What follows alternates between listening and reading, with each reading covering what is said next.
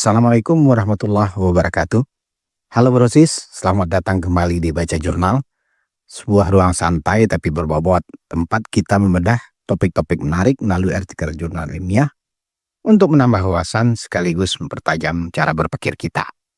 Hari ini kita akan membahas sesuatu yang sedang hangat, digital forensik. Istilah ini mencuat ke permukaan, salah satunya karena polemik soal keaslian ijazah mantan Presiden Joko Widodo. Beberapa pihak mengklaim bahwa teknik digital forensik telah menemukan kejanggalan dalam dokumen tersebut, yang tentu saja segera mendapat bantahan. Tentu hal ini memunculkan pertanyaan, terutama di kalangan masyarakat umum. Apa sebenarnya digital forensik itu? Apakah metode ini benar-benar bisa diandalkan untuk mendeteksi pemalsuan dokumen digital? Mari kita telah bersama dengan tenang dan berbasis data. Saat ini kita hidup di era digital, di mana mengedit teks, gambar, atau video bisa dilakukan hanya dalam hitungan menit, bahkan oleh orang awam sekalipun. Teknologi pengolah gambar dan dokumen semakin canggih dan mudah diakses.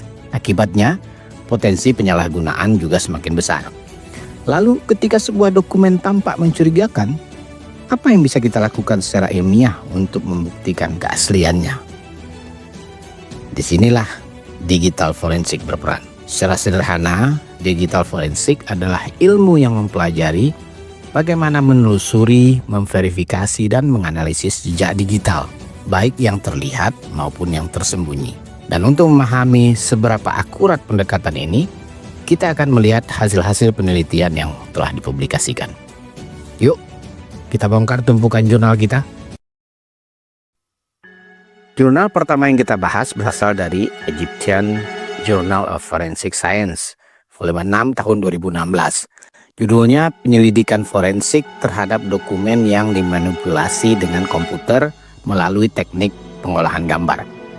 Artikel ini ditulis oleh Komal Saini dan Sapnem Preet Kaur dari Punjabi University, India. Penelitian ini menguji bagaimana teknik pengolahan gambar bisa digunakan untuk menyelidiki manipulasi dokumen digital, serta indikasi-indikasi pemalsuan apa saja yang bisa dideteksi. Metodologinya cukup menarik. Pertama, mereka memindai dokumen asli seperti daftar nilai, kartu identitas, cek, atau dokumen cetak lainnya. Kemudian mereka mengubahnya menggunakan perangkat lunak pengedit gambar seperti Paint dan Photoshop. Hasilnya disimpan dalam sebuah file baru untuk menghilangkan jejak. Setelah itu, mereka menggunakan aplikasi lain seperti Picasa untuk mendeteksi adanya perubahan. Apa yang mereka temukan? Beberapa indikasi yang muncul antara lain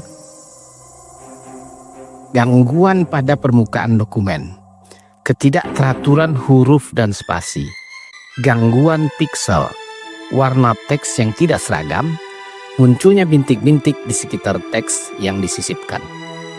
Dari situ mereka menyimpulkan bahwa bahkan dengan software pengolah gambar standar saja, kita bisa mengidentifikasi ciri-ciri manipulasi pada dokumen digital. Tentu saja dengan catatan bahwa penggunanya memiliki pengetahuan yang memadai. Jurnal kedua sedikit lebih kompleks dan mutakhir. Diterbitkan dalam Multimedia Tools and Application pada Januari 2024. Artikel ini berjudul Tinjauan Terhadap Metode Forensik Gambar Digital Melalui Deteksi Pemalsuan Buta. Penulisnya adalah Dipendra Kumar Sukla dari Indira Gandhi University, Abhishek Bansal dari Dr. Hari Singh Gour University, dan Pawan Singh dari University of Rajasthan, ketiganya dari India. Dalam artikel ini, mereka membahas beragam metode deteksi pemalsuan gambar digital, khususnya yang disebut deteksi buta atau blind forensic techniques. Sebelumnya sebagai pengantar, mereka mengenalkan macam-macam teknik yang dipakai dalam memproduksi gambar palsu. Mulai dari yang simple seperti mempercantik atau retouching, splicing atau menggabungkan beberapa gambar, mengubah gambar atau morphing, menggandakan sebagian gambar dan menempelkannya di bagian lain atau copy move, mengisi ruang kosong dengan gambar lain atau image in painting, sampai pemalsuan yang rumit dengan menggunakan teknologi kecerdasan buatan atau AI yang disebut deepfake. Lalu, mereka menjelaskan dua teknik utama dalam mendeteksi kepalsuan gambar digital. Satu, teknik aktif. Kalau si gambar masih punya data digital asli, seperti teks tersembunyi, watermark, atau fitur digital lain. Deteksi file seperti ini relatif mudah. Dua, teknik pasif alias buta. Kalau gambarnya tidak memiliki metadata atau informasi tambahan lain, sehingga untuk mendeteksinya memerlukan teknik khusus. Untuk teknik pendeteksian buta ada 3 cara yang bisa dilakukan, yaitu: 1. Identifikasi alat yang digunakan untuk mengambil gambar. 2. Deteksi teknik copy move atau menggandakan bagian gambar dalam gambar yang sama. 3. Deteksi teknik splicing atau menggabungkan gambar dari sumber yang berbeda. Dari data yang mereka kumpulkan, tingkat akurasi cukup bervariasi. Untuk metode identifikasi alat pengambil gambar, akurasinya berkisar antara 96% sampai 100%. Sedangkan deteksi pemalsuan dengan teknik copy move ada 2 cara.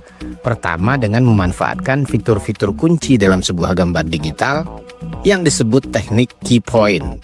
Akurasinya antara 91% sampai 96%. Kedua, dengan cara mencari kepingan gambar yang berhimpitan atau overlapping yang disebut teknik block base. Akurasinya antara 76% sampai 98%. Adapun deteksi pemalsuan splicing, daftar yang dibuat oleh para peneliti ini menunjukkan tingkat akurasi antara 98% sampai 99% dan 59% sampai 70%. Sementara deteksi pemalsuan dengan teknik deep learning yang memanfaatkan AI atau kecerdasan buatan menghasilkan akurasi antara 85% sampai 96%. Brosis, dari 2 artikel ini kita bisa melihat bahwa digital forensik memang memiliki landasan ilmiah yang kuat dan dengan akurasi yang cukup tinggi. Dengan pendekatan yang tepat, manipulasi digital bisa dideteksi bahkan dari gambar atau dokumen yang tampak biasa saja. Namun tentu saja keberhasilan analisis sangat bergantung pada kualitas data yang tersedia, kesesuaian metode yang digunakan, ketelitian bacaan, serta tingkat pengetahuan sang analis. Dan seperti lazimnya dalam dunia riset, yang paling utama adalah kejujuran ilmiah. Hasil yang ditemukan harus dilihat secara objektif, dan jika terdapat kesalahan, maka harus dilakukan koreksi, baik oleh peneliti sendiri maupun oleh peneliti selanjutnya. Dan hal itu biasa. Demikianlah cara metode ilmiah itu bekerja, dan begitulah cara ilmu pengetahuan berkembang.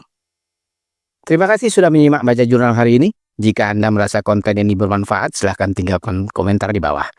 Dan jika Anda ingin terus mengikuti pembahasan jurnal ilmiah dengan pendekatan yang sederhana dan aplikatif, jangan lupa untuk subscribe dan aktifkan notifikasi. Sampai jumpa di edisi berikutnya. Tetap berpikir kritis dan jangan lelah untuk mencari tahu. Salam literasi, salam baca jurnal. Assalamualaikum warahmatullahi wabarakatuh.